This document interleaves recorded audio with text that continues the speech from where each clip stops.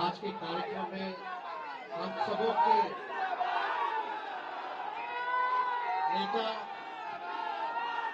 Congress party के बड़े नेता आदरणीय राहुल गांधी जी का बिहार की धरती पर हम लोग स्वागत करते हैं, इनका अभिनंदन करते हैं और इनको धन्यवाद देते हैं कि बिहार के किसानों के बीच बैठ करके इन्होंने वार्ता की, जानकारी प्राप्त की और अपनी सुझाव को भी आप लोगों के समक्ष रखने का काम किया।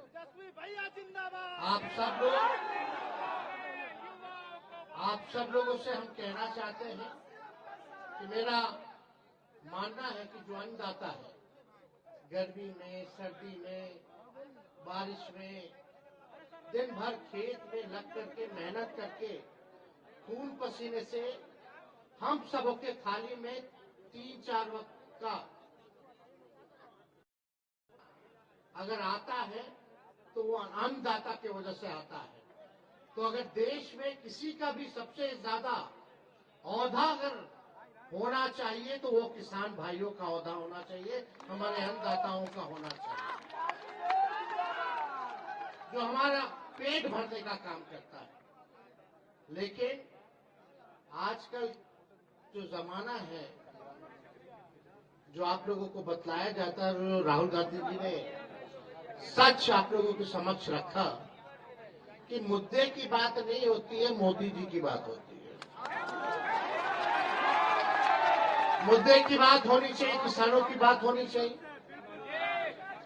और यही बात अगर हम लोग पूछे, भाई मोदी जी तो कहते थे कि 2022 में आए तो गुना कर देंगे किसानों का, हुआ कि नहीं हुआ, ये तो बात सामने आ ही गई है कि आए तो गुना तो छोड़िए, गरीब गरीब होता चला गया, अमीर अमीर होता चला गया। ये सच्चाई है, ये बिहार की तो सच्चाई है ही, लेकिन देश की भी सच्चाई है।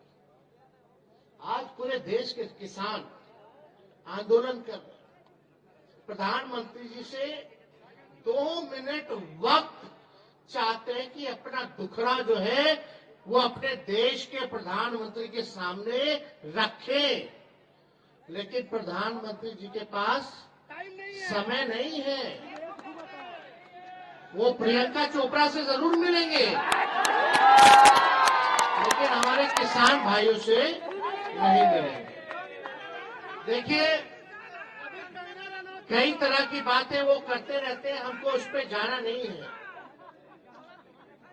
मेरा स्पष्ट रूप से मानना है और मेरा समर्थन है, और इस आंदोलन में हम आपके भागीदार हैं कि एमएसपी जो है आप लोगों को मिलना चाहिए, उससे कम कुछ नहीं होना चाहिए। और आप सब लोगों को कहना चाहते हैं कि हम लोगों की कोशिश लालू जी के समय में, राबड़ी जी के समय में बाजार समिति था, मंडी था, वो नीतीश कुमार जी के आने के बाद उन्होंने खत्म कर दिया। और हम लोगों ने कृषि मंत्री भी सुधाकर सिंह जी को बनाने का काम किया था, और लगातार यही बात थी कि भाई कम से कम बाजार समिति मार्केट जो है वो बन जाए। लेकिन आप लोग तो सब लोग अच्छे से जानते हैं हमारे मुख्यमंत्री जी कैसे हैं। वो किसी का सुनना नहीं चाहते, लेकिन फिर भी हमारा महागठबंधन का सरकार था, खुद का नहीं था, और एक हम लोग चाहते थे बड़े लक्ष्य को लेकर के। नीतीश जी ने तो माफी मांगा ही था कि अब दोबारा गलती नहीं करेंगे, मिट्टी में मिल जाएंगे, मर जाएंगे, लेकिन भाजपा में नहीं जाएंगे।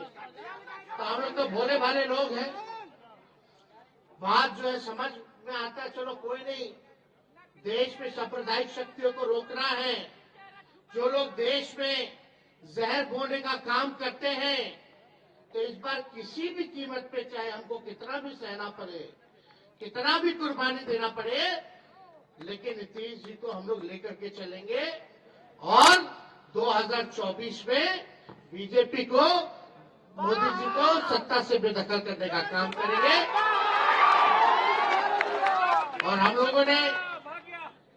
थके हुए मुख्यमंत्री को थके ही हुए हैं ना। चुनाव में क्या कहते थे कि नौकरी अपने बाप के पास से लाएगा पैसा देने के लिए। हमने बोला था कि रिक्त पदे हैं, साइंटिफिक अध्ययन हम लोगों ने कर रखा था कि कौन से डिपार्टमेंट में कितने पदे खाली है।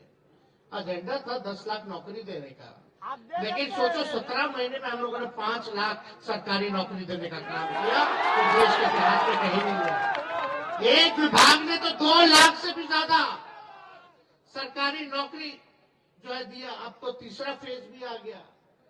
और यही नहीं, मुख्यमंत्री जी तो वही स्वास्थ्य विभाग का मेरा फाइल दबा के रखे जाए 1,30,000 लोगों को बहाली जो है निकालना था, लेकिन कई कैबिनेट मीटिंग में नहीं आए। बोले आप कर देंगे, आप कर देंगे, आप कर देंगे। तो चलो, ज्यादा किसी का बुराई नहीं करना है, बुराई करने से कोई फायदा नहीं है। मेहनत करेंगे, लड़ाई लड़ेंगे। और राहुल जी आज आए हैं, हम उनका स्वागत करते हैं। और ये घूम करके देश भर में देश को जोड़ने का काम कर रहे हैं, और ये बहुत जरूरी है।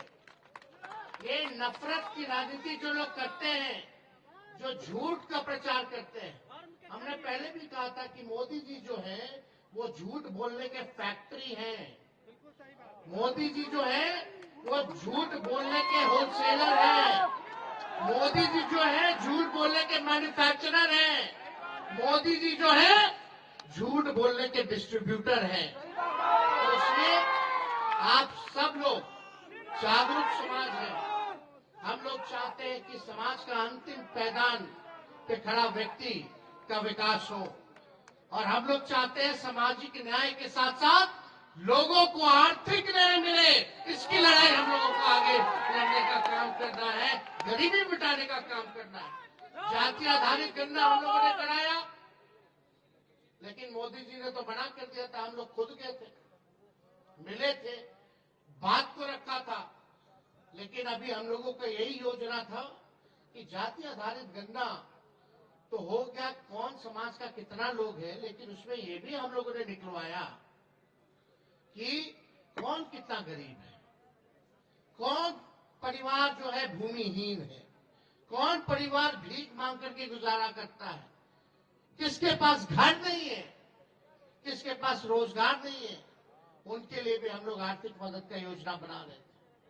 जो बेरोजगार होंगे उनको 2 लाख का सहायता हम लोग करने जा रहे थे। जो भूमिहीन थे उनको 1 लाख का मदद कर रहे थे ताकि वो जमीन ले ले, और जिसको घर बनाने का पैसा नहीं उसको 1,20,000 का मदद हम लोग करने जा रहे थे। ये योजना हम लोगों ने बनाया था ताकि किसी भी प्रकार से गरीबी जो है वो कम हो। और इसका कुल जो बजट था लगभग 2.5 लाख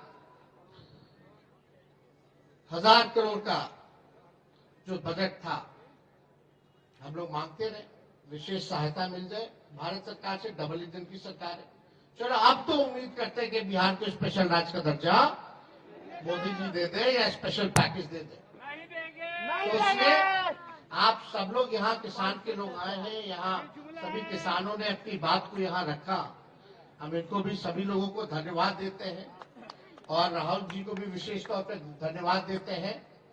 और हम लोग डरने वाले लोग नहीं हैं। राहुल गांधी जी आए थे अभी किशनगंज, कटिहार होते हुए गए। उस दिन एक दिन हमारे पिताजी को बुला लिया गया ईडी ऑफिस, उसके अगले दिन हमको बुला लिया गया। तो ये तो हम लोग तो बचपने से ना देख रहे हैं, कोई डरने वाली बात नहीं है ना। इनके गीदड़ भक्ति से लालू जी और लालू जी का बेटा घबराने वाला है। तो आप तो मजबूत रहिए, आपके अधिकार के लिए, आपके हक के लिए, आपको न्याय दिलाने के लिए, आपको इंसाफ दिलाने के लिए जो खून पसीना बहाने की जरूरत होगी वो हम लोग मिलकर के बहाने का काम करेंगे, ताकि आप लोग आगे बढ़े, आपका तरक्की हो। तो इन्हीं चंद शब्दों के साथ आप सब लोगों को धन्यवाद देते हुए अपनी बात को यही विराम देते हैं। बहुत बहुत